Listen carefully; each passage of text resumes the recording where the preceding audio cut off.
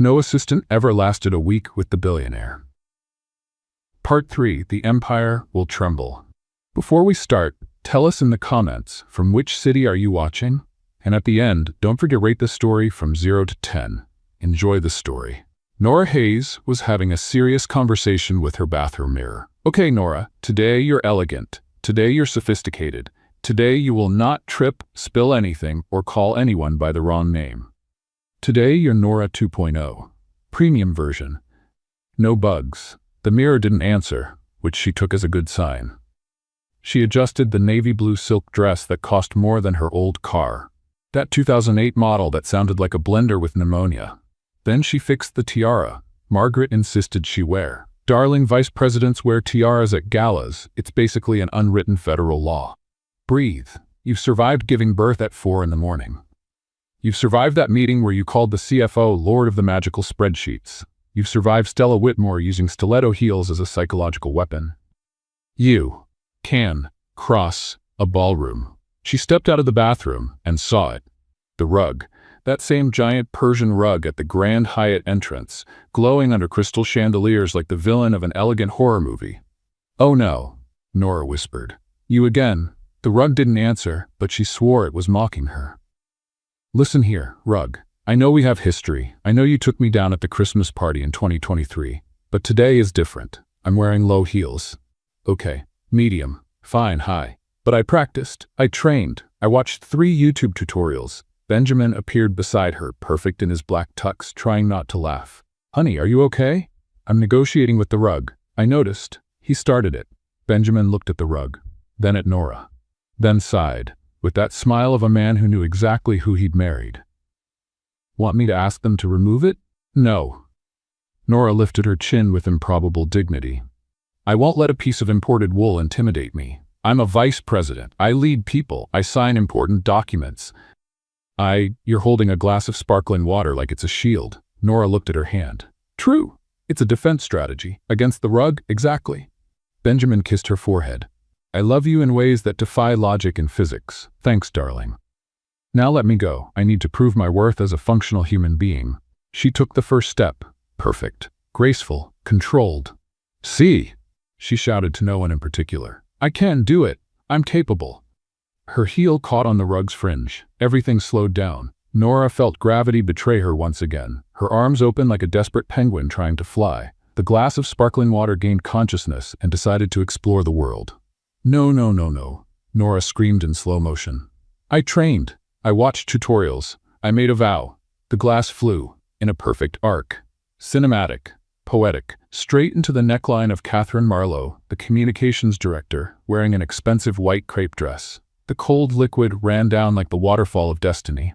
Nora hit the floor with the grace of a sack of potatoes dropped from a helicopter. The entire ballroom froze.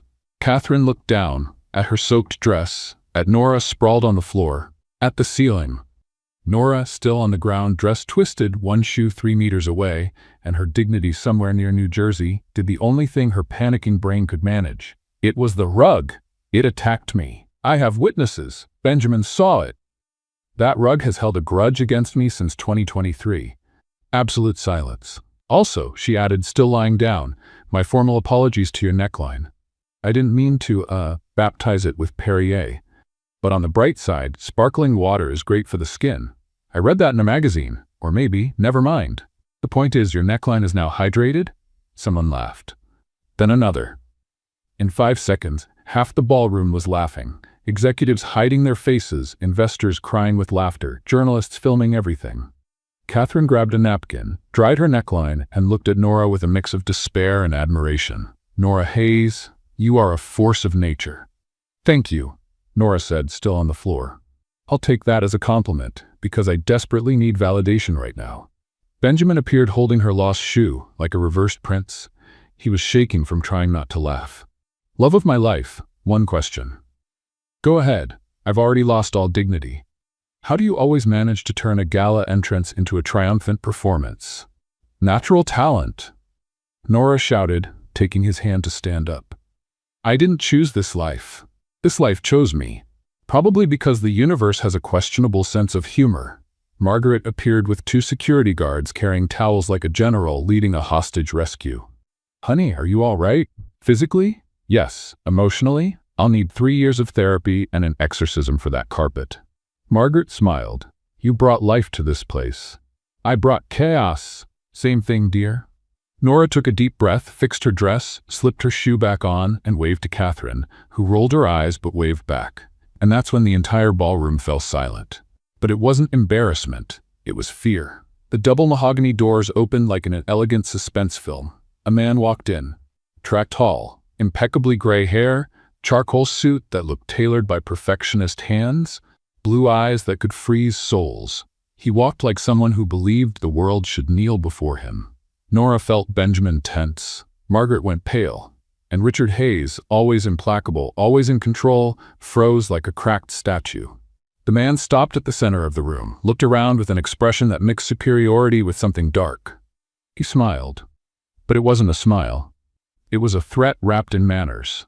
Good evening. His voice echoed like thunder in a cathedral. Forgive the dramatic entrance, but I thought it fitting, since I've returned to the place that has always been mine. No one breathed. My name is Alexander Hayes, older brother of Richard, the rightful heir of this dynasty, and I've come to correct the course of this company and reclaim what was taken from me by blood right. The room erupted in murmurs. Nora whispered to Benjamin, That's your uncle? Never heard of him. What do you mean, never heard of him? He has the same last name. You have the same chin. That's screaming genetics. Nora, lower your voice. I'm whispering. No, you're not. Alexander walked straight to Richard.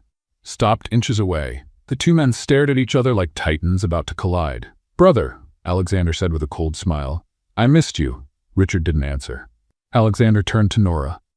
His gaze moved from her face down to her feet, assessing, measuring, judging. He extended his hand. You must be Nora, the assistant or secretary.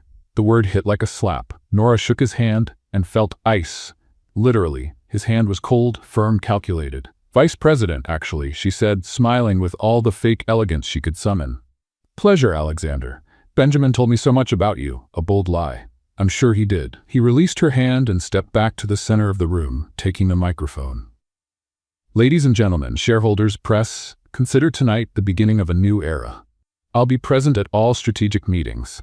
After all, Hayes' blood has run in my veins longer than anyone else's in this room. He looked directly at Nora. The message was clear. Benjamin squeezed her hand tightly. Margaret stood beside her like a shield. Richard finally moved, walked up to Alexander and said only, Leave. Alexander laughed. This company is mine too, brother, and this time I won't leave so easily. He tossed the microphone back and left like a storm, leaving invisible wreckage behind. Silence. Then chaos. Reporters shouting, shareholders rushing to their phones, employees exchanging terrified looks. Nora looked at Benjamin. He was pale. Looked at Margaret. She was serious. Looked at Richard. He seemed to have aged 10 years and 10 seconds. And then Nora did the only thing she knew how to do when the world collapsed. So, does anyone else want sparkling water poured down their neckline? Or can I consider my disaster quota complete for today? Catherine laughed. A real, loud, freeing laugh. And somehow, the room started to breathe again. But Nora knew. The carpet had only been the beginning. The real stumble was yet to come. Nora was having a deep argument with 3 staplers about corporate hierarchy. All right, listen here. She told the inanimate objects on her desk. You're staplers. You staple paper. Why are there 3 of you? Is this stationary favoritism? Is one of you an intern? Explain. The staplers didn't respond, which she found extremely rude. The door opened without warning. Margaret Hayes burst in wearing Chanel, closing the door with a click that sounded like a funeral bell. We need to talk. Nora dropped the gold stapler, presumably the boss, and spun in her chair so fast she almost fell. If this is about yesterday, I already apologized to Catherine. I sent flowers, chocolate, a handwritten card that took 40 minutes because my handwriting looks like a doctor's prescription on a busy day. It's not about the water on the clothes incident. Thank God, because I was seriously considering moving to Canada and starting a new life. It's about Alexander. The name dropped into the office like a bomb wrapped in silk paper. Nora stopped spinning. The slightly scary uncle who showed up looking like Darth Vader in an Italian suit? Margaret sat in the leather chair across from her, crossing her legs with the kind of elegance that should be protected by UNESCO. He's not impulsive, dear. He's worse. He's calculating. That's not better? Impulsive people act in a hurry. Calculating one's plan your downfall 5 years in advance and toast while they watch it happen. Nora felt a chill that had nothing to do with corporate air conditioning. Margaret. She stood, walking to the window like a character in a dramatic film. Why did no one tell me Benjamin had a long-lost uncle straight out of Game of Thrones? Margaret sighed. Not a theatrical sigh, the kind that carried secrets too heavy for too long. Because, dear, now you're a haze, and anyone who joins a kingdom must understand the battles before trying to rule. I don't want to rule, Nora shouted, waving her arms like a conductor leading an orchestra of panic. I can barely rule my sock drawer. Yesterday I wore one striped sock and one polka-dotted because it was dark and I was late. Margaret almost smiled. Almost. Too late. You married the prince. You had the heir. You're in the line of succession. And Alexander knows it. Nora pressed her forehead against the cold glass, looking down at Manhattan, where normal people had normal problems, like traffic or streaming platforms freezing. Tell me, she said quietly. The real story, no public relations filter. Margaret took a deep breath. Alexander is 3 years older than Richard. He grew up believing he would be the natural heir. And for a long time, he was. Our father-in-law trained both, but always favored Alexander. He had presence, charisma, ambition that filled rooms. Like Benjamin? No. Margaret's tone was steel. Benjamin has ambition with a soul. Alexander had ambition with an empty space where a heart should be. He saw people as chess pieces. Employees were statistics. Clients were numbers. Family was a tool. Nora turned, leaning against the window. What happened? Richard discovered Alexander was diverting charity funds. Small amounts at first, then millions. He used the Hayes name to raise donations and kept a large portion for himself. My God. When confronted, Alexander didn't deny it. He laughed. Said charity was a waste of time and that empires were built on strength, not kindness. A heavy silence fell over the office like a wet blanket. And their father? Heartbroken. He gave him a choice. Return the money, apologize publicly, accept a secondary position, or leave and never come back. Nora already knew the answer. He left. Proudly. Margaret nodded. Said he would build a bigger empire on his own. Prove Richard was weak. And then he disappeared for 23 years. Nora dropped back into her chair like a puppet with its strings cut. And now he's back, she whispered to the universe. Why? Why now? Because you exist. Nora blinked 3 times. Sorry, what? Margaret leaned forward. Before you, Benjamin was a distant heir. Competent but rootless. The company was business, not legacy. But you, she smiled sadly. You brought Emma. You brought continuity. You brought a real future. And Alexander realized his time is running out. So he's back to what? Nora was back to full volume. To destroy everything like a Disney villain. To take what he's always believed was his. And if he can't, to make sure no one else can, either. Nora looked at the staplers on the desk. You guys hearing this? She asked them. Because I need witnesses that my life just turned into a corporate telenovela. Margaret actually laughed. Dear, is there a manual for family wars, or did you skip the footnotes section? There's a manual, Nora shouted, hopeful. Because I swear when I got married, the contract mentioned inheritance and asset division, but nothing about vengeful uncles returning from the past like executive ghosts. The door opened. Benjamin walked in, and for the first time since Nora had known him, he looked lost. Mother, Nora, we have a problem. Margaret and Nora exchanged that universal look of brace for chaos. Alexander scheduled a board meeting. Benjamin said tense. Tomorrow. He wants to present a strategic vision to restore the Hayes identity. That's a coup, Margaret said flatly. He'll try to delegitimize Richard, and by extension you. I know. Benjamin held up his phone. And there's more. A message from an unknown number was flashing on the screen. He didn't come alone, and what comes next will make a board meeting look like warm-up practice. S. Stella. Nora grabbed her phone and scrolled down. A photo. Alexander Hayes sitting at a fancy restaurant. Across from him, a man in a gray suit, Asian. About 50. The kind of expression that could freeze the air. Benjamin dropped the phone like it was on fire. It can't be. Who is it? Nora asked, heart racing like a drum solo. Richard appeared at the door. He looked at the photo and closed his eyes like someone hearing devastating news. Chen Wei, he whispered, specialist in dismantling family businesses across Asia. He buys, splits, and sells the pieces. Margaret stood slowly, hands trembling almost invisibly. Alexander didn't come to take the company. She looked at each of them, voice steady but eyes sharp. He came to destroy it. Nora looked at the photo, then at Margaret, Benjamin, and Richard. And then, because panic always turned her into an accidental comedian, she said, "Does anyone have the number of people who fix strange situations? Because I think we need a corporate exorcism with strong coffee." No one laughed. And that's when Nora realized the battle had truly begun. The envelope arrived like a Hogwarts letter, if Hogwarts were run by a corporate villain. Nora held it by the corners, like it might be evidence from a crime scene. "This is a trap," she told the envelope. "Paper that feels like it was made from clouds owned by royalty. Gold-embossed crest. It smells like a dinner that's about to go terribly wrong." The envelope obviously stayed silent. Benjamin read over her shoulder. "Dear Richard, Benjamin, and Nora, it would be an honor to welcome you for an intimate dinner at my residence. We have much to discuss about the family's future. Sincerely, Alexander Hayes." Intimate. Nora almost shrieked. He used the word intimate.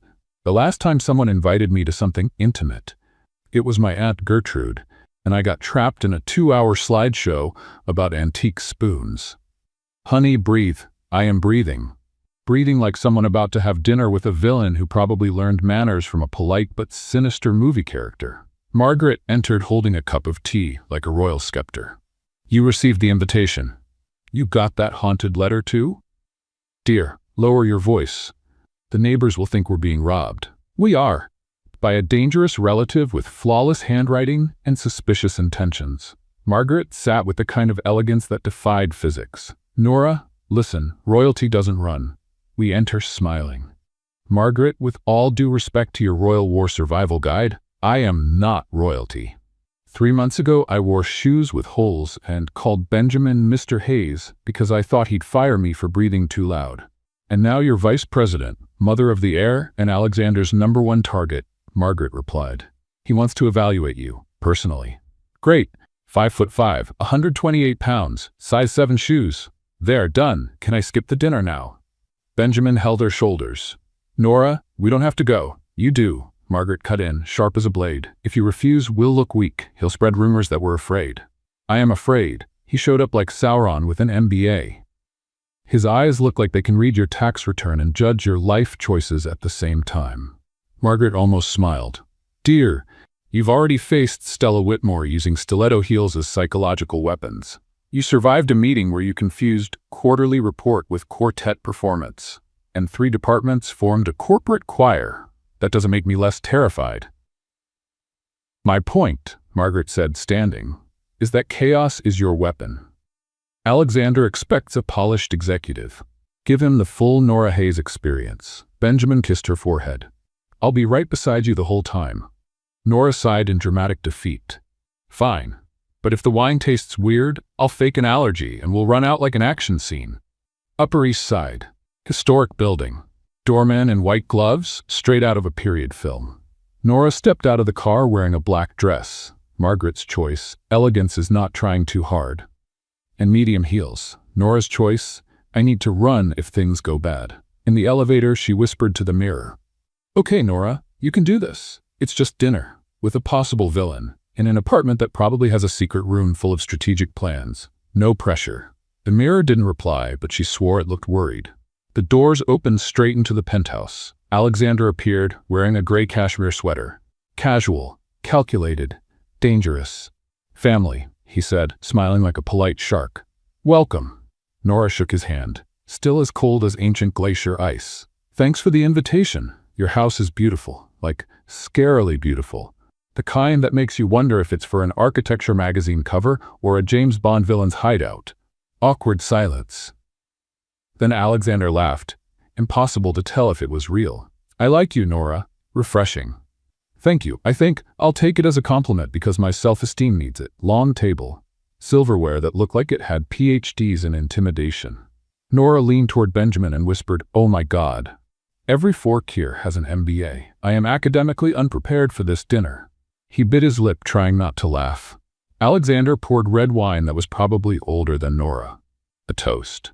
To family, and to the future of Hayes Corporation. Nora picked the right glass, miracle, and sniffed it discreetly. Benjamin squeezed her hand under the table. It's safe. So, Nora, Alexander began, slicing his steak with surgical precision. Benjamin told me you were an assistant before you moved up. The word fell like an insult wrapped in velvet.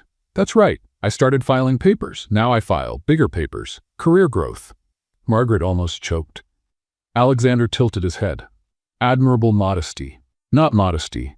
Brutal honesty. I don't pretend to be what I'm not. I learned by doing. I fell a lot, literally. There's enough footage of my stumbles to start a comedy channel. And yet, Alexander continued, voice smooth but sharp, here you are, vice president, wife of the heir, mother of the next generation. Impressive, in such a short time. Clear message, you don't belong here. Nora set her fork down slowly. Alexander, may I be honest? Please. You're right. I wasn't born into this world. 6 months ago, I thought a stakeholder meeting was a barbecue sellers convention. But you know what I learned?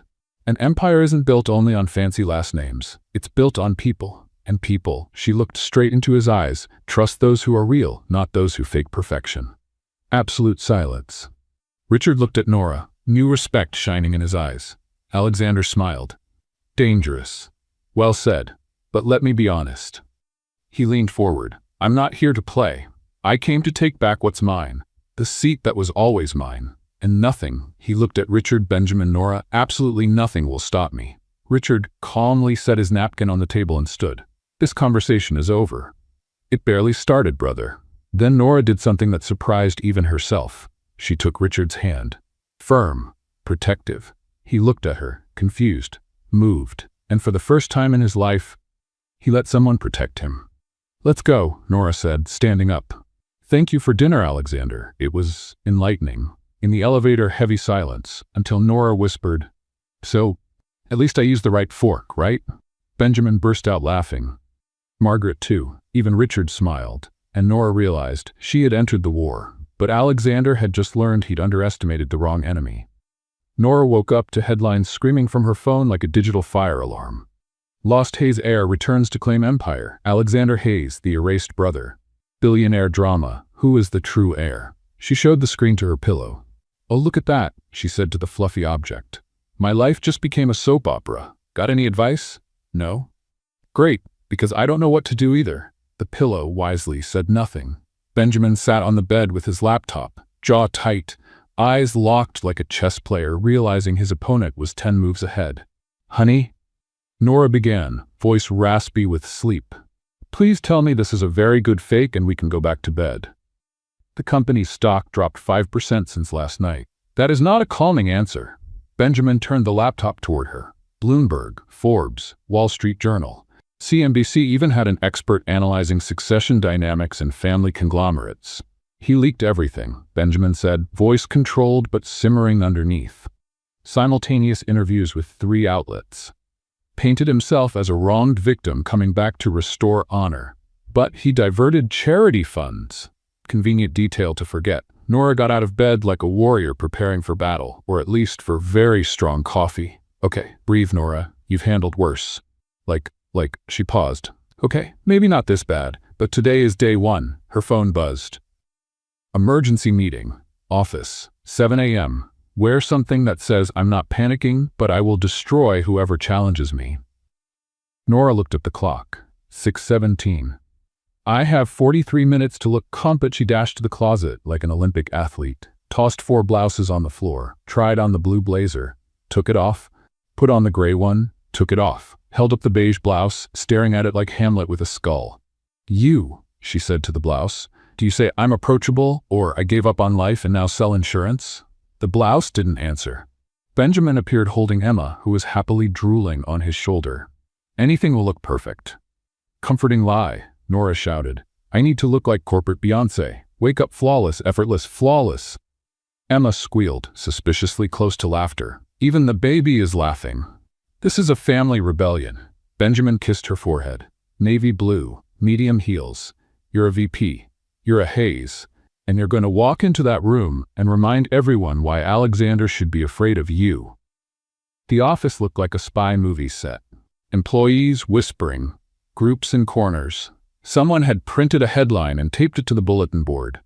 Nora marched down the hallway like a general, turned right, opened a door, walked in, and froze. Because it wasn't the meeting room, it was the corporate massage room. 3 employees lying on tables looked at her like she was an alien invading a spa. "Sorry," Nora shouted, backing out. "Wrong room. I swear I'm not spying on your relaxation session. Carry on. Namaste? Or whatever you say here." She closed the door and leaned against the wall in the hallway. "Great, Nora," she whispered to herself. "First day of corporate crisis and you invade a spa. Very professional. 10 out of 10. Executive of the year." The real meeting room was 2 floors up. Richard, Margaret, Benjamin, 3 lawyers, 2 crisis consultants, and a red-haired woman in a gray suit with eyes that processed information faster than a supercomputer. "Nora," Margaret said, "this is Diana Chen, crisis management specialist." Diana offered her hand. Firm handshake. "Pleasure, Mrs. Hayes.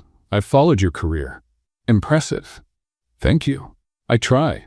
Sometimes it works. Other times I walk into a massage room thinking it's a strategy meeting." Diana smiled, genuinely. "You're exactly what we need."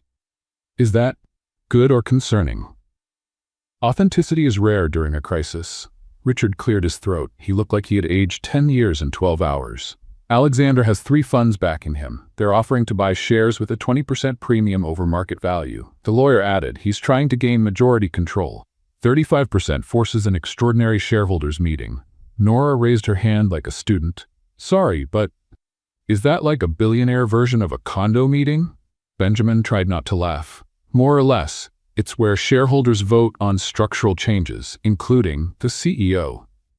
Nora's stomach dropped like a roller coaster. "He wants to remove you, and my father, and take full control," Richard finished, voice heavy. Benjamin ran his hand through his hair, a gesture Nora knew well. Guilt, level apocalypse. "I should have known. I should have checked. I should have—" Nora jumped up like a rocket. "Stop," she pointed at him. "You couldn't have known. No one told you. This isn't your fault. Stop making that sad puppy face." Margaret almost spit out her tea. "Sad puppy face?" "It's an expression. He has that look. Guilt, droopy ears, I know that face." Richard let out a broken laugh. "Nora, you are exactly what this family needed." Her phone buzzed. Unknown number. Message from Stella. "You didn't come alone. Look who's with him." Attached photo. Alexander at a restaurant, sitting across from an Asian man in a flawless suit with an expression cold enough to freeze a volcano. Benjamin dropped his phone, Chen Wei. Richard whispered, like saying a name no one wanted to hear. "Specialist in dismantling family-owned companies. He buys, breaks them apart, and sells the pieces." Margaret trembled, almost imperceptibly.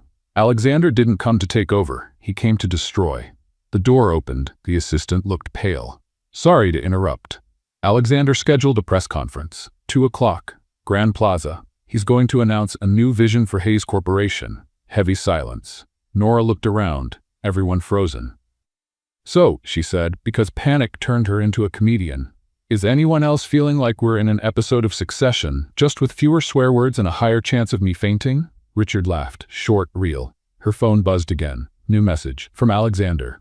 "Nora, we need to talk. Alone. You and me. Tomorrow. My office. I have a proposal you'll want to hear. A.H." Benjamin read over her shoulder. "No. Absolutely not. He's trying to divide us," Margaret said. Classic move. Nora looked at the message, then at the family around her, and realized Alexander was playing chess. But she was about to change the whole board.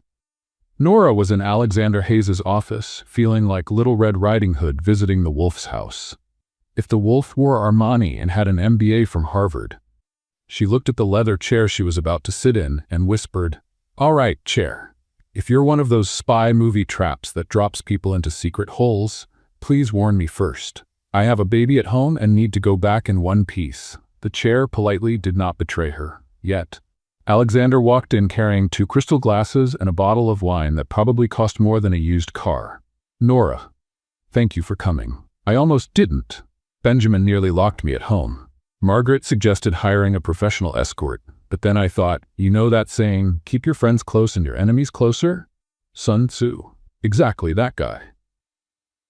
He knew what he was talking about. Alexander poured the wine. Red, thick, elegant. I'm not going to do anything bad to you if that's what you're worried about. I wasn't, but now I am. Thanks for putting that idea in my head. He smiled the way a predator finds amusement in its prey. Relax. I want to propose something that could benefit you significantly. Nora picked up the glass, sniffed it, then took a small sip like a detective testing evidence. All right, I'm listening. But if this turns into a villain reveals his evil plan scene, I'm leaving. Nora, he said, crossing his legs with deliberate elegance. You're smart, smarter than you look. Thank you, I think. Was that a compliment or a criticism with a ribbon on it? A compliment. You notice things. Dynamics. And I'm sure you've noticed something important. What? Alexander leaned closer. Richard doesn't see you as an equal. He sees you as a project, a social experiment. The simple girl he brought up just to prove a point. Nora felt her chest tighten. Fear. Doubt. That's not true, isn't it? Alexander smiled. How many times has he corrected you in meetings? How many times has he explained things as if you were new? How many times have you felt like you had to prove your worth instead of just belonging there? The silence was heavy, because part of it was true, and Alexander knew it. I can change that, he continued, his voice soft as deceptive silk. With my plan, you'd have real influence, not just a pretty title. Respect. Real space. And what do you want in return? Support for the changes I'll make. You have influence over Benjamin and over the staff. You're well-liked. Nora set her glass down and spilled it. The wine spread across the table like liquid drama. Oh my God, she shouted, jumping up. I'm a disaster. I'm so sorry. It was an accident. Or maybe, she looked at Alexander, a dramatic way to reject your proposal with style. Alexander calmly picked up a napkin and wiped the spill. So that's a no? Nora took a deep breath and looked him straight in the eyes. Alexander, you're smart, calculating. You've probably planned 20 moves ahead, but you know what you didn't plan for? What? Love. She smiled. You think I married for money, for status, and maybe at first I found all that fascinating. But you know what made me stay? Alexander waited. Benjamin looks at me like I'm light. Richard gets emotional holding my daughter. Margaret teaches me to be strong when I want to fall apart. This family, her voice trembled. This family chose me. And I choose them. Always. Absolute silence. Besides, Nora said, you're wrong about Richard. He doesn't see me as a project. He sees me as the future. You never understood that. Legacy isn't control, it's love passed forward. Alexander tilted his head, studying her. Impressive. Thank you. That wasn't a compliment. He stood. It was an observation. You're a real threat. And threats. He left the rest hanging. Nora stood too, her legs shaking but her voice steady. I didn't come to visit the empire, Alexander. I came to build it. With the people I love. If you think you can buy me with empty promises, you've seriously underestimated the woman who trips over carpets but stands up laughing. Alexander smiled, not in defeat, but in challenge. You've just become my official rival, Nora Hayes. Great, she said, heading to the door. Add that to my resume. Vice President of HR, mother of the heir, official rival of an empathy-free billionaire. She opened the door. Benjamin was there, waiting like a bodyguard. Love. She ran into his arms. I survived. I refused a bribe. I spilled wine dramatically. Benjamin held her as if holding his whole world. I love you in an extraordinary way. I know. It's my superpower. They stepped into the elevator. Nora leaned against him, trembling slightly.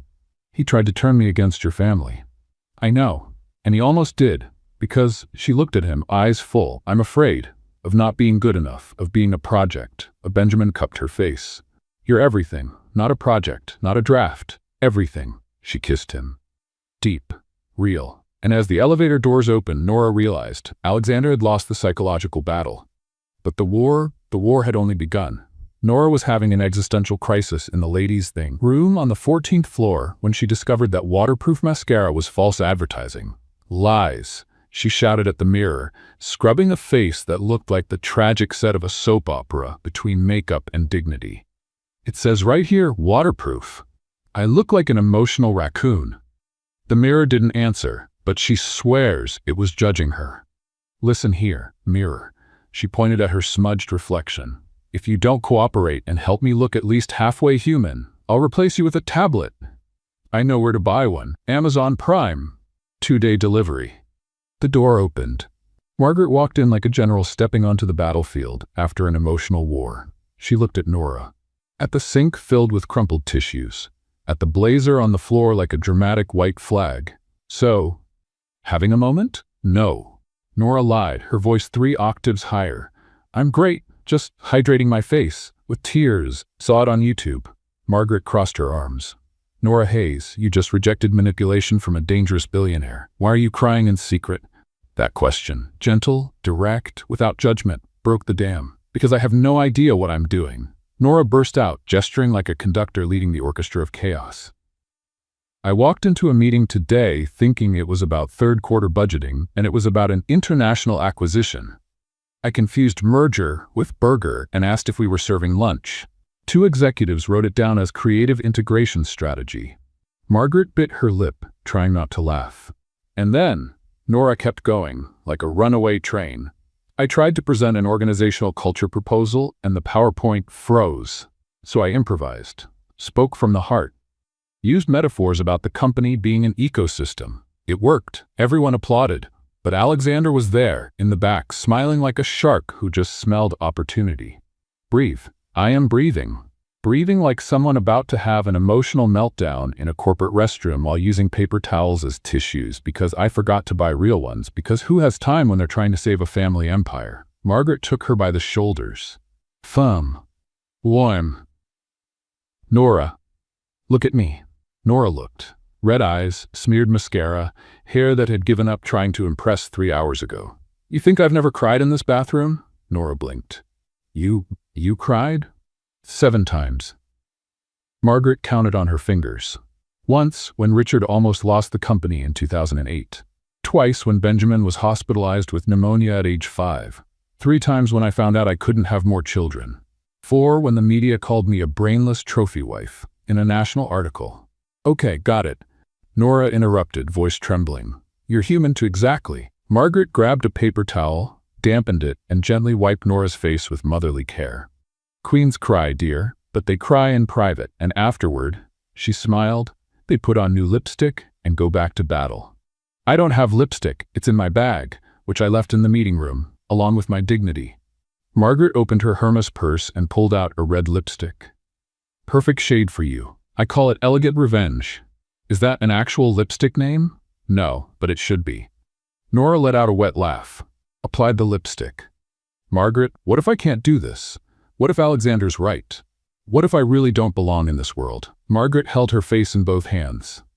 Dear, listen closely. Queens are not born, they're built. In the pressure of the moment, in chaos, in tears shed in corporate bathrooms. She smiled. And when you walk out of this room, you'll remind everyone why you're not just the girl who trips. You're the woman who gets up, laughs at her own fall, and keeps walking like nothing can stop her. Nora took a deep breath. All right, let's do this. They left the bathroom and ran right into Benjamin in the hallway, looking like controlled panic in human form. Honey, we have a problem. Bigger than the empathy-free uncle? Worse. He showed the tablet. Alexander gained support from 2 more board members. Now he has 5 votes. He needs 7 to force an assembly. Nora's stomach sank. How? Money. Promises. Probably pressure and favors. Then we change the game, Nora said. Benjamin and Margaret looked at her. How? He wants to play political chess? Perfect, but I've never been good at chess. Nora smiled. I'm great at strategic chaos. Margaret laughed. Explain. Alexander expects formal meetings, votes, corporate politics, but you know what he doesn't expect? Nora grabbed the tablet. That we go straight to the people, not the board, the employees, the ones who actually make this company exist. Nora, Benjamin began. Listen, Alexander can buy political support, but he can't buy real loyalty. And you know who has loyalty? The people who work here every day. The ones who saw you grow up. The ones who know the true story of the Hayes family. Margaret smiled slowly. You want to start a popular movement. I want to start a corporate revolution, Nora declared. I'll visit every department. I'll talk to everyone. I'll remind them that this company isn't just numbers, it's people. And she looked at Benjamin. Always choose heart. Benjamin pulled her close and kissed her. Strong. Proud. I love you in a way that defies logic. I know. It's my superpower. Later, in the empty hallway, Nora looked up at the ceiling. All right, universe, she whispered. I get it. I'm not here to be perfect. I'm here to be me. Messy, clumsy, but real. So let's do this. And as she marched back toward the battlefield, Margaret whispered to Benjamin, "Your father chose her without realizing it, but destiny knew exactly what it was doing." Nora Hayes was in her bathroom at 5 in the morning having a deep conversation with her electric toothbrush. "So toothbrush," she said, staring at the buzzing object, "today I'm giving a presentation that could either save a billion-dollar empire or turn me into a permanent corporate meme. Any advice?" "Great, because I also have no idea what I'm doing." The toothbrush kept vibrating, completely indifferent to her existential drama. At that moment, Emma woke up crying, a sound somewhere between alarm and emergency siren. "Oh my God!" Nora dropped the toothbrush. It kept vibrating in the sink like it was possessed, and ran to the nursery. "Okay, sweetheart, Mommy's here. Mommy's here and completely losing it, but that's Mommy's problem, not yours." She picked Emma up. The baby stopped crying instantly and threw up milk all over Nora's freshly cleaned blouse. "Perfect," Nora shouted at the ceiling, starting the day in style. "Thank you, universe. Thank you so much." Emma made a tiny sound that suspiciously resembled laughter. "You think that's funny? You just destroyed my only blouse that says I'm professional. Now I'll have to wear the one that says a little lost but trying." Benjamin appeared at the door, hair messy, holding a cup of coffee. "Need help?" "I need a miracle. I have a board meeting in 3 hours. The baby just baptized me with bodily fluids and my toothbrush is having an existential crisis alone in the sink." He walked to the bathroom and turned the toothbrush off. "Problem solved. You're a hero. Marry me again. We're already married." "Exactly. That's why it works." 2 hours later, Hayes Corporation headquarters. Nora entered the 22nd floor conference room carrying a laptop, 3 folders, a water bottle, and confidence built on prayer and caffeine. Before going in, she stopped in the empty hallway and whispered to her reflection in the glass. "Okay, Nora, you can do this. You've survived childbirth, a terrifying father-in-law, your husband's psychotic ex-fiancé, and a baby throwing up on you at 5 a.m. You are a warrior. You are strong. She paused. You're talking to glass. Is that madness or determination? Doesn't matter. Let's go." She opened the door. 12 board members. 6 men in gray suits who looked like clones. 4 women with "don't test me" expressions. 2 investors calculating everything in dollars. And Alexander at the back, smiling like a shark that just smelled blood. "Good morning," Nora said, voice steady. "Thank you for your time. I know your schedules are worth more than my annual salary times 1,000, so I'll keep this quick." She connected her laptop.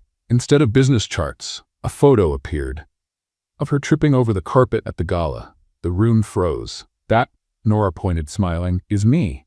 3 weeks ago. Going viral for spilling water on the director's neckline. And before you ask, yes, it was an accident. No, it wasn't strategy. And yes, it was traumatic." Nervous laughter. "But you know what happened after that?" Click. A photo of her sitting on the floor with the IT team, eating pizza. "This.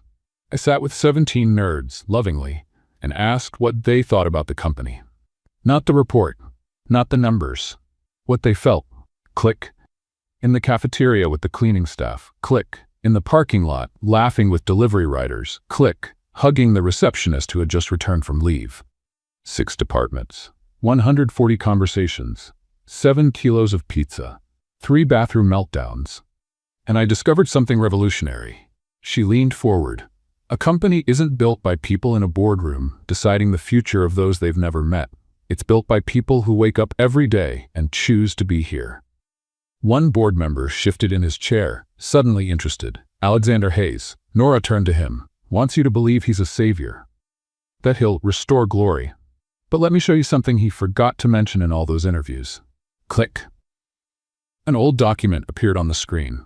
Scanned. Internal Audit Report, Hayes Charity Foundation, 1998. Silence, the kind that feels like a graveyard. $3.2 million, Nora read slowly. Diverted over 24 months. Donations for children's hospitals, scholarships, community centers, all sent to Cayman Islands accounts. And when Richard found out and gave him a choice, fix it or leave, Alexander chose pride. Alexander stood, voice controlled but eyes burning. "That was 20 years ago. I was young. I made an error in judgment." "An error?" Nora nearly shouted. You stole from sick children. An error is forgetting a birthday. An error is sending the wrong email. That was a crime with a capital C. The room exploded in murmurs like a shaken beehive. And you know what else? Nora went on, gaining momentum. You can vote for him. You can believe experience and international contacts save companies. But she placed a hand over her heart, believe companies are saved by people who care about the ones inside them. And I love every person here. Even the IT guy who blocked me from the system 3 times because I thought 12345 was a secure password. Real laughter broke out. Final click. Video. Montage of testimonies. Nora asked about my sick mother. An executive had never done that. She remembered my son's name during a budget meeting. She cried when I told her I got promoted. For me. Emotional silence. Nora turned off the projector. The vote is yours, but I've already made my choice. I choose people, always. She gathered the folders and left. In the hallway she leaned against the wall, legs like jelly. Okay, wall, she whispered. Thanks for holding me up. You're the real MVP of this story. You and pizza. Mostly pizza. The door burst open. Benjamin came flying out. He lifted her in his arms like a movie scene. You were amazing. Honey, put me down. My center of gravity is compromised. Margaret appeared, eyes shining. Darling, you just changed everything. The door opened again. Catherine Marlowe, yes, the one with the legendary neckline, stepped out clapping. Then another board member, and another. 6 out of 12, standing ovation. An older man, maybe 70, stopped in front of her. Mrs. Hayes, I voted against you. Thought it was nepotism. He held out his hand. I was wrong. Deeply wrong. Later that day. Home. Emma in Nora's arms, while Nora sat on the couch looking like a post-apocalypse zombie. So, sweetheart, Nora told the baby, Mommy just confronted a billionaire villain using emotional testimonies and pizza as weapons. When you grow up, this will make sense, or not. Probably not. Emma drooled on her blouse. Again, is this a conspiracy? Are you working for Alexander? Benjamin brought her tea. The phone rang. Unknown number. Hello? A trembling female voice. Mrs. Hayes? This is Sophie, Alexander's assistant. I need to tell you something. He's planning something big, tomorrow. And if I don't warn you, you'll lose everything. The line went dead. Nora looked at Emma, then at Benjamin, and realized the war had reached its final round. Sophie set up a meeting at a 24-hour cafe in Brooklyn at 11 p.m. because conspiracies always followed low-budget spy movie aesthetics.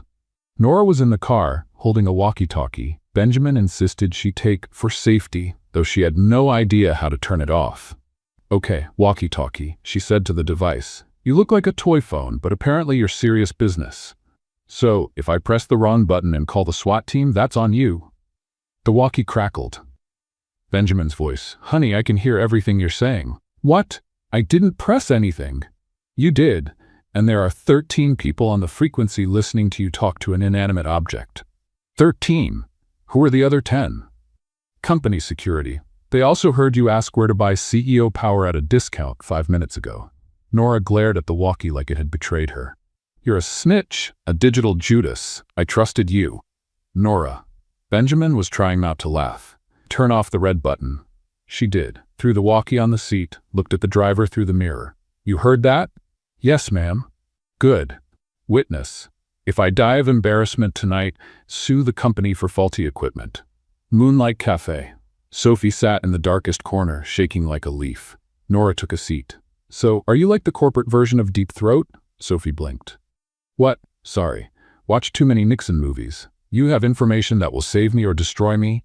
Sophie glanced around, nervous. Alexander's launching a dossier tomorrow. 8 a.m., live press conference. Old documents from Richard. The 90s. Deals that could look unethical. Nora's stomach dropped like a falling elevator. What kind of deals? Aggressive acquisitions. Mass layoffs. Factory closures. Nothing illegal. But with the right spin, it ruins reputations. Oh my God. And there's more. Sophie showed an email. He's gonna sue Richard for fraudulent management. Demand a 20-year audit. Nora felt the world spin like an out-of-control carousel. This will destroy him. Richard has a heart condition. Stress like this, Sophie wiped away a tear. That's why I'm here. I didn't sign a contract to destroy families. Nora held her hand. Thank you. You're brave. Like, really brave. Katniss Everdeen level. Sophie ran off like Cinderella with a deadline. Nora was left alone with a cup of hot chocolate she didn't even remember ordering. "Listen, cup," she said to the object. "You saw that, right? Because I'm going to need every witness possible, including dishes." The cup said nothing, but Nora felt silent support. An hour later, Hayes' mansion, living room, Margaret making tea, Richard sitting still like a pale statue, Benjamin pacing like a caged tiger. Nora told them everything, every word, every detail. A heavy silence fell, like a lid blanket. Richard stood up, walked to the window and stared at Manhattan like a king watching his kingdom burn. "He's going to destroy me," he said, voice unlike anything Nora had heard before. "Broken, defeated, and he'll use the truth to do it." "What truth?" Benjamin asked, tense. Richard turned around. He looked 10 years older in minutes. "The documents are real. In the 90s, I made hard deals, bought companies for unfair prices, fired hundreds, closed entire factories." He looked at his hands as if seeing blood. "I built an empire, and empires aren't built with kindness." Margaret held his hand. "You changed. But the past doesn't." Richard looked at Nora, then Benjamin. "Alexander will paint me as a monster." And his voice cracked. "He won't be lying." Nora shot up like a rocket. "Wait, are you saying you're going to give up? Let that manipulator win because you weren't a saint 30 years ago?" "Nora," Benjamin began. "No." She gestured like a conductor of indignation. "Listen, Richard Hayes, you think I don't know you were tough? That you made questionable choices? I do. But you know what else I know? That you created a program that sent 200 kids to college. That you donated a kidney to an employee. That you cried holding my daughter." Richard blinked, surprised. "People aren't defined by their worst," Nora continued, her voice breaking. "They're defined by who they choose to become, and you choose to be better. Every single day." Silence. Richard laughed, broken but real. "Benjamin, you married a warrior." "I know, I keep saying that." Richard's phone rang. He looked at it. His face went pale, almost ghostly. "Hospital. My mother. Heart attack." The world froze. Mount Sinai Hospital. 3 a.m. Bad coffee. Harsh lights.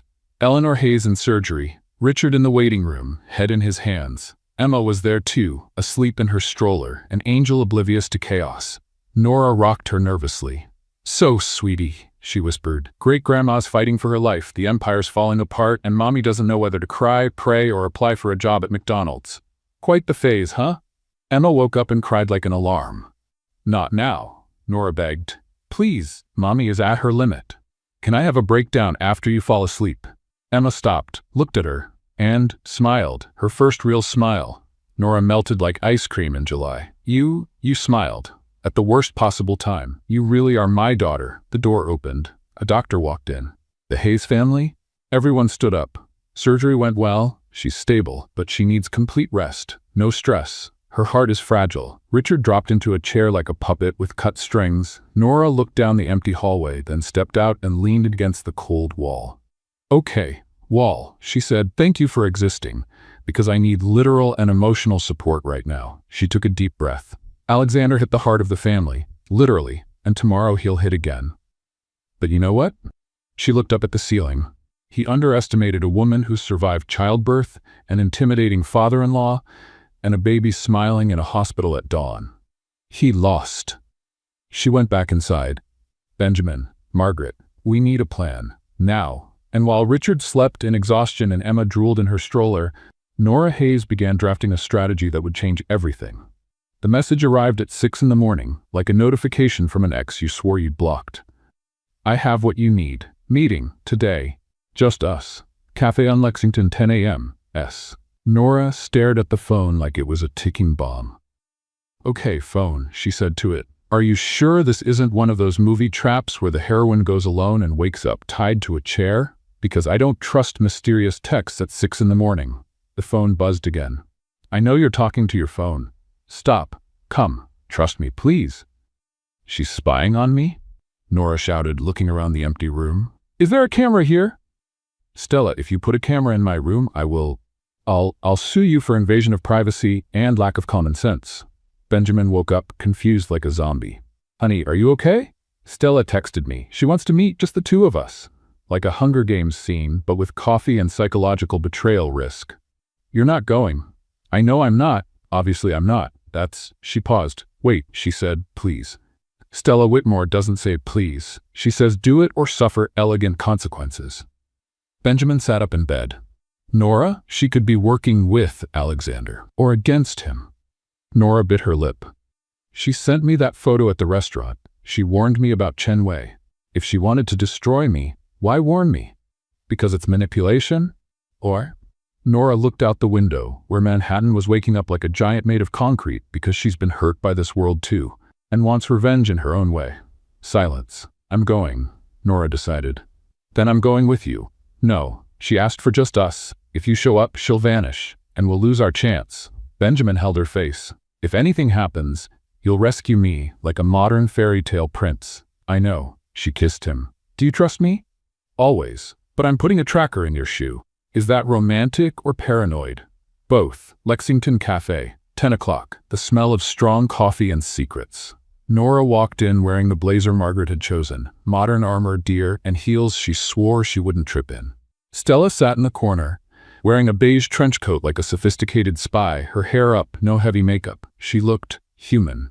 Nora sat down slowly, like a hostage negotiator. So, is this an ambush, or did you actually turn to the light side? Stella almost smiled. Always direct. It's my superpower, along with tripping over carpets and talking to inanimate objects. I know. Stella pushed a thick envelope across the table. I've read about you. A lot. Is that a compliment, or are you admitting to stalking? Reluctant admiration. Nora took the envelope. Heavy. Serious. What's this? Evidence. Stella looked around like a character in a thriller. Alexander didn't start his sabotage now. He did it over 20 years ago, before he was expelled, when he was still the favorite heir. Nora opened it. Documents, contracts, old printed emails on yellowed paper. Oh my God, he diverted funds, sabotaged Richard's proposals. Paid consultants to give fake reports, all to make Richard look incompetent. How did you get this? Stella took a deep breath. I was his intern, years ago.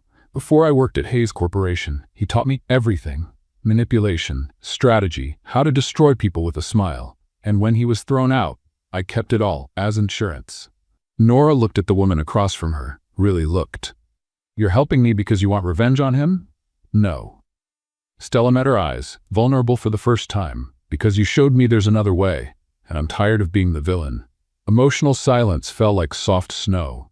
Stella, Nora began gently, why were you so cruel? Stella finished. Because no one ever taught me to be anything else. I grew up hearing, be strong or be crushed. Emotion is weakness. Love is dangerous vulnerability. And when I saw you, chaotic, emotional, tripping but loved, I realized I was wrong. About everything. Nora felt tears threaten. You never wanted to be feared. You wanted to be admired. How do you know? Because, Nora gave a sad smile. I spent my life wanting approval too. The difference is, you turned into a snake, and I turned into a clown. Stella let out a broken laugh. A loved clown is worth more than a lonely snake. Pretty deep for 10 a.m. coffee, but I'll take it. Stella picked up her cup. Her hand trembled slightly. If I help you, really help, do you think I can find redemption? Nora held her hand, firm. Everyone deserves a second chance, even my husband's ex-fiancée who tried to destroy me elegantly. Stella cried, quietly, honestly, thank you. But... Nora squeezed her hand. If you betray me, I'll lock you in a room full of motivational trophies that say things like, believe in yourself, and Monday is an opportunity. You'll lose your mind in 15 minutes. Stella laughed. Genuine. Loud. Freeing. For the first time in this entire story, and Nora realized she had just turned an enemy into an unlikely ally. 3 hours later, Benjamin's office. Door locked. Nora spread documents across the table like a detective in a noir movie. So, she said to Margaret, Benjamin, and Richard, our favorite ex-villain brought a gift, a Trojan gift, or maybe a gift against the Trojan. Confusing metaphor, but the point is, we've got ammunition. Richard picked up a 1997 contract. He forged my signature on the proposal we lost, $3.5 million. That deal would have changed everything back then. And there's more. Nora showed a printed email. He paid a journalist to write that hit piece about you. Richard Hayes, the unprepared heir. Remember? Richard went pale. That article nearly cost me the company. My father was furious. I thought I'd truly failed. You didn't fail, Nora said firmly. You were sabotaged by a psychopathic brother with a talent for elegant destruction. Margaret flipped through some documents. This changes everything. If we present this at the assembly, he loses credibility, Benjamin added, and maybe faces legal consequences. Nora stood up like a general, ready for battle. Then let's have a meeting, but not a formal one, not boring. Let's make it an event, like a movie premiere, with drama, revelation, and me. She paused dramatically, wearing heels that don't make me fall this time. Richard almost smiled. Nora, you're a force of nature.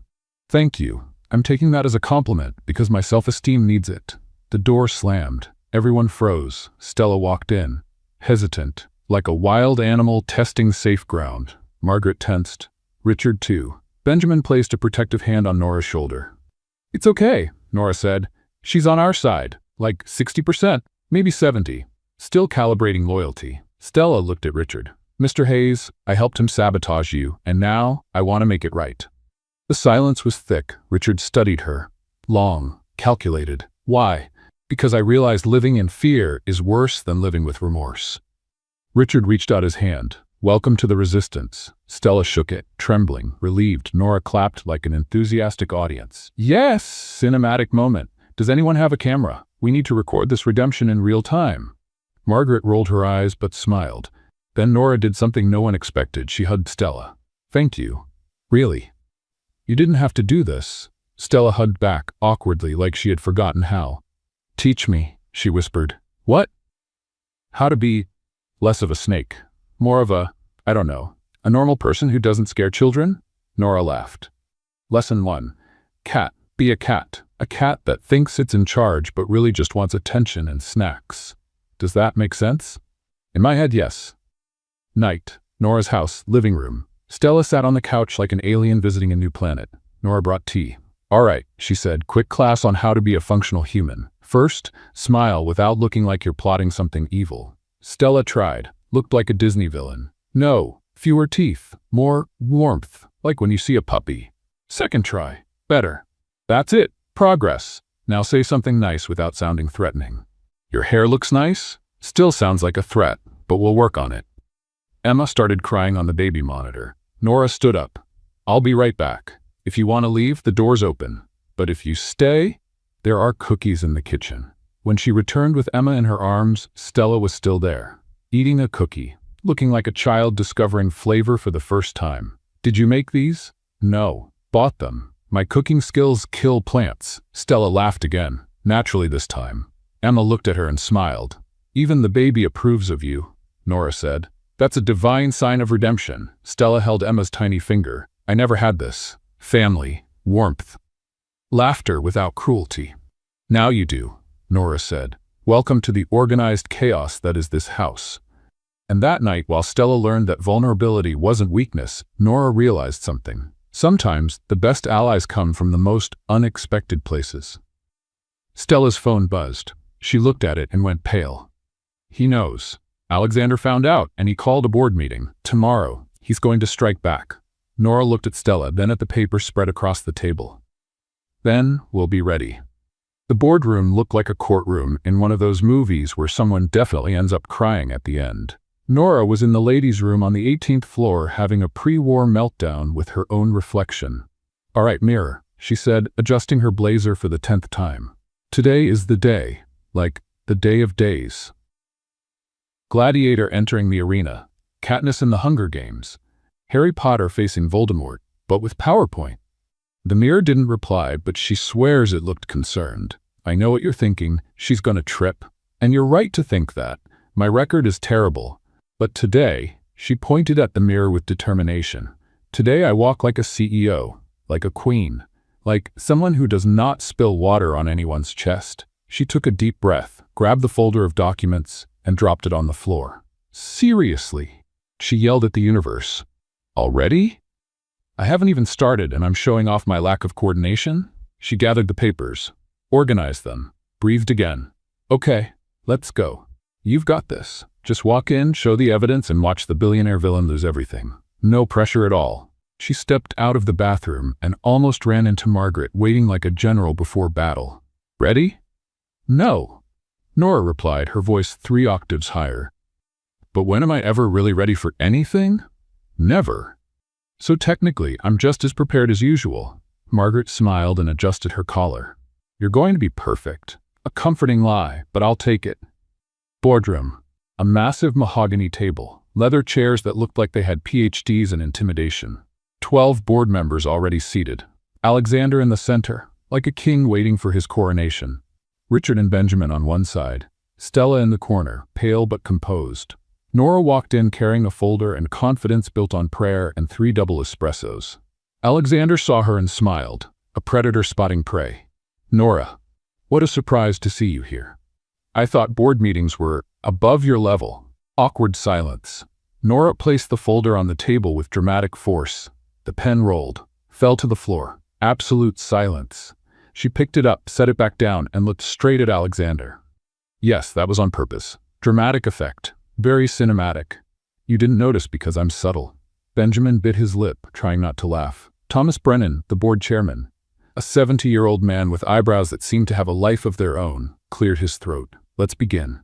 Alexander Hayes has called this extraordinary meeting to address structural concerns. Alexander stood, like an actor stepping onto a stage. Thank you, Thomas. Ladies and gentlemen, I'm here not out of revenge, but out of responsibility. My brother Richard, pause for drama, built an admirable legacy. But in recent years, questionable decisions have compromised our reputation. He projected a document onto the big screen, a 2019 contract, aggressive acquisition, harsh clauses. Here, Alexander pointed. Richard forced the purchase of a family company below market value. The family lost everything. The media called it a strategic move. But it was ruthless. Murmurs spread through the board. Richard stiffened. And there's more, Alexander continued, clicking. An email from 2020. Layoffs without notice. 300 employees. Christmas Eve. The murmurs grew louder, like an approaching storm. Nora looked at Benjamin. He was pale. My brother, Alexander said, his voice pretending sadness, rules with an iron hand hidden in a velvet glove. And now, we've handed the company to an heir who inherited the same methods. He turned to Benjamin. It's time for renewal, for leadership that values ethics. And for that reason, I propose a vote of confidence. Maintain or replace current management. The silence was heavy, almost tangible. Thomas looked at Richard. Mr. Hayes, would you like to respond? Richard stood. He looked tired, older, defeated. Yes, the documents are real. The decisions were harsh, but necessary for the company's survival. Wait! Nora shot up like a launched rocket. Everyone turned to her. Sorry to interrupt, she said firmly, but I think we're missing context. A lot of context. The kind that turns villains into victims and victims into, well, still victims, but with more dignity. Alexander smiled, patronizing. Nora, I appreciate your loyalty, but no, she pointed at him. You don't appreciate anything. You manipulate. And I have proof. She opened the folder, spread old documents across the table like a detective revealing the killer. This, she pointed at a 1997 contract, is your forged signature under Richard's name. You sabotaged a proposal worth $3.5 million. Richard was blamed for a failure you caused. The board exploded in murmurs like a stock market crash. Alexander went pale. That's a forgery. It's a handwriting analysis. Nora shouted, holding up the report. Done by a forensic expert. Your handwriting, your betrayal. She gained momentum like a train without brakes. And another thing, that heartless layoffs email? She pointed to the screen.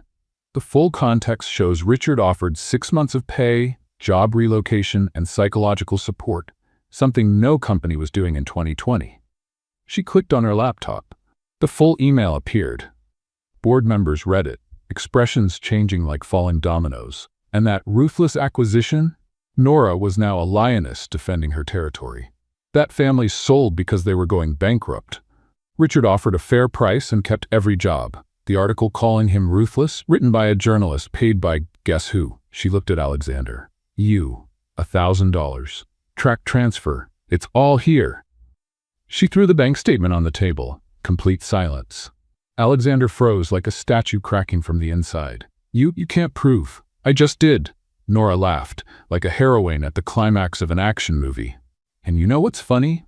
You spent 20 years planning revenge, buying influence, controlling the story, and you lost to me, the woman who trips on carpets and once confused stakeholder with barbecue stand. Nervous laughter rippled across the room. Margaret stood. elegant, powerful, and for the first time in the company's history, she spoke publicly. Ladies and gentlemen, his voice echoed like a cathedral bell. I've known this family for 35 years. I watched Richard build an empire with sweat, tears, and mistakes he corrected. I watched Benjamin grow up learning that leadership means serving, not dominating. And I watched Nora, he looked at her with pride, turn this company back into a family. He turned to Alexander. You confuse fear with respect. But in this empire, leadership isn't taken, it's earned. And you never earned it. Reverent silence. Thomas picked up the gavel. Vote. Maintain the current leadership, Richard and Benjamin Hayes. All in favor? Hands went up. 1, 3, 5, 8, 10 out of 12. Motion approved. Alexander Hayes, Thomas looked straight at him. You are banned from any executive role in this corporation, permanently. Alexander froze like a statue collapsing. He looked at Richard, then at Nora. And for the first time, she saw it. Real pain, deep pain. He wasn't just a villain. He was a wounded brother who chose revenge over healing. You won, he said to Nora, voice cracking. But this isn't over. Empires always attract new enemies. He stood and walked out like a fallen king marching into exile. The door closed, and Nora dropped into her chair, completely drained. I did it, she shouted. I actually did it. Somebody pinch me to make sure I'm not dreaming. Benjamin pinched her. Ow! I didn't mean it literally. Richard hugged her. Tight. Real. Thank you, he whispered. You saved everything. The board applauded. Standing ovation, genuine. And Nora, feeling the weight finally lift off her shoulders, whispered to the universe. Okay, life. You can give me a break now. At least until tomorrow. But Stella's phone buzzed at that moment. She looked down and went pale like she'd seen a ghost.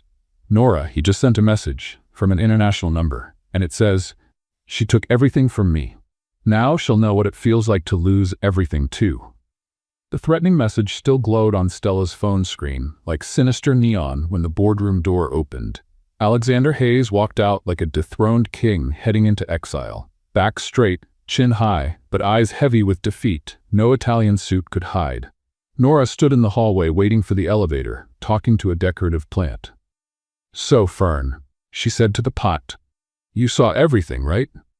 You're my official witness that I'm not crazy. I have reasons. I just took down a billionaire using pizza and transparency. Does that count as a superpower or strategic insanity? The fern swayed slightly with the air conditioning.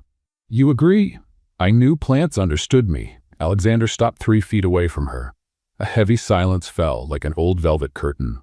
Nora Hayes, he said, voice controlled but cracking at the edges. You won. Congratulations. Thank you, she answered, still holding her folder. It was a team effort, me, the pizza, the documents, and my natural talent for turning chaos into victory. He didn't smile. Listen carefully, he said, stepping closer. Intimidating but broken.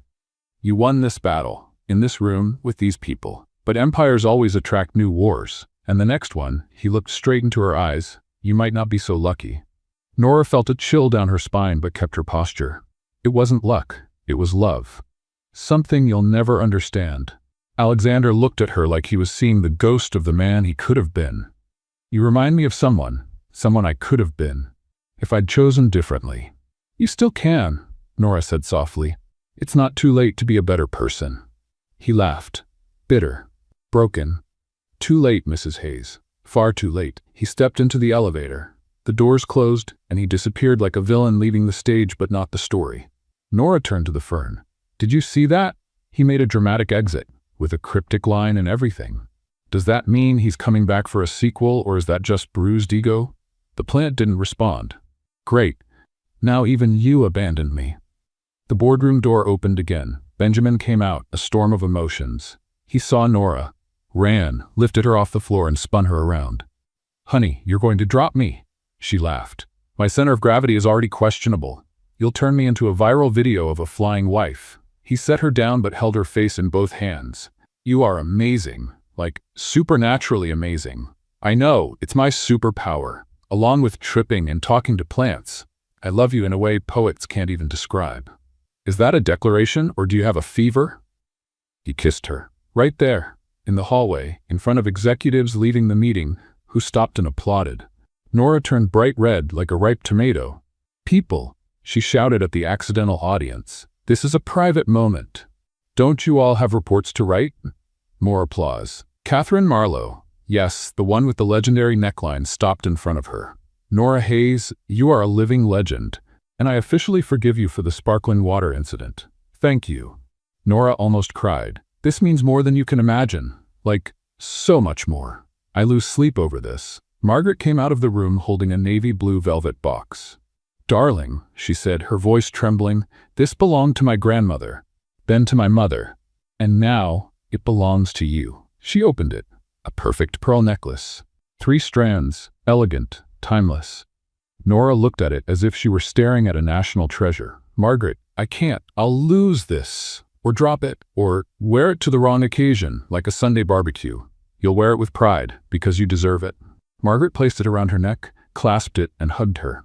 Welcome officially to the Hayes family, not as an addition, as a pillar. Nora cried, like a soap opera character in the final episode. I'm crying, she announced to the hallway. Does anyone have tissues or paper towels? I'll take a napkin at this point. Richard came out last, slowly, as if every step took enormous effort. He stopped in front of her, and Nora saw it. Tears. Quiet but real.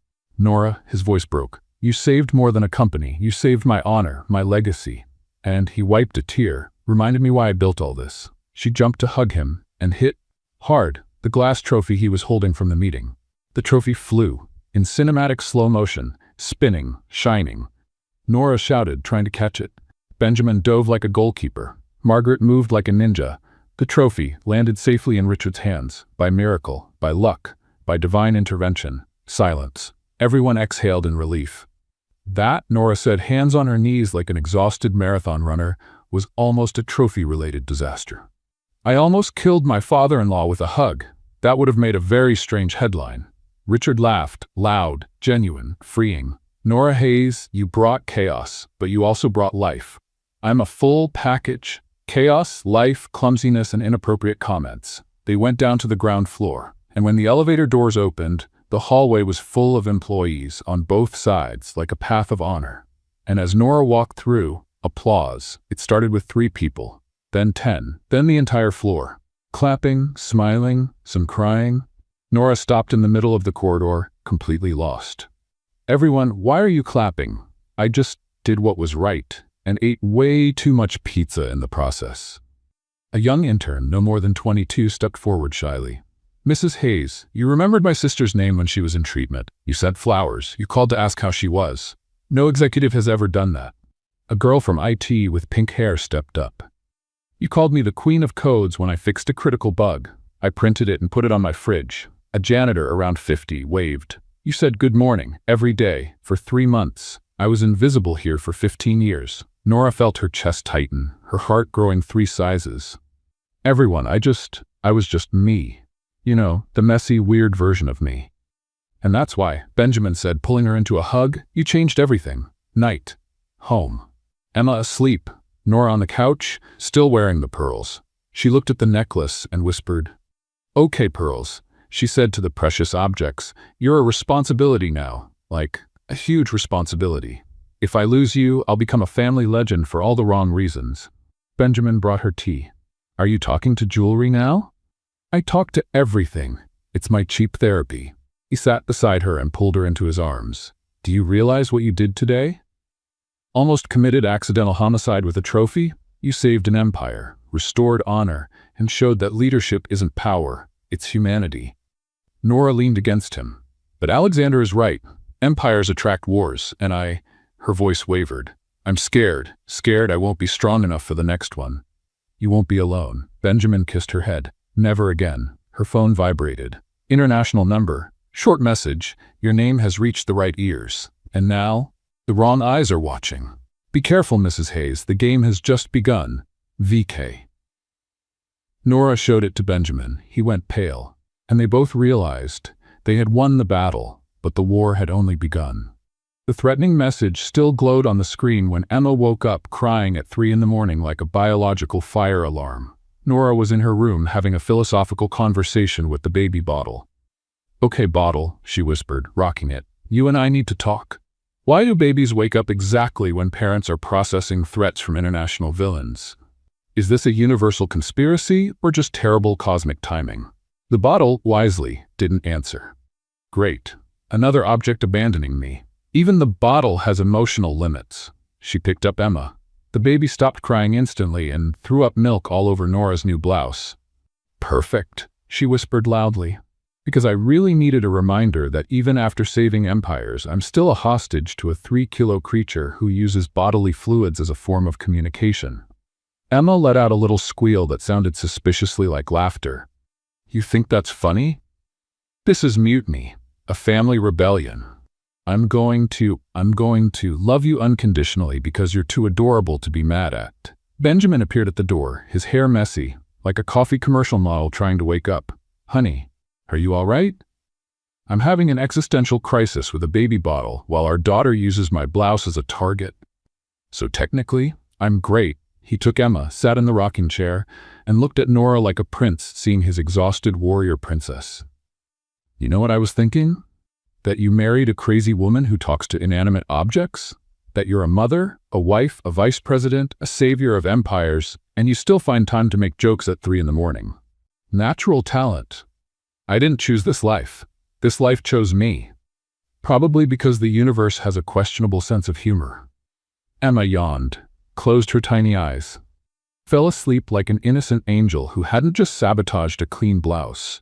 Nora leaned against Benjamin, both watching the small creature who had changed everything. She won't have a normal life, will she? Nora whispered. Emma will grow up with bodyguards, threats, expectations, but she'll also grow up with love. A lot of love. Benjamin kissed Nora's head. And a mother who teaches her that tripping isn't failure, it's being human. The next morning, Sunday. The house smelled like coffee and something close to temporary peace. Nora was in the kitchen trying to make pancakes and arguing with the frying pan.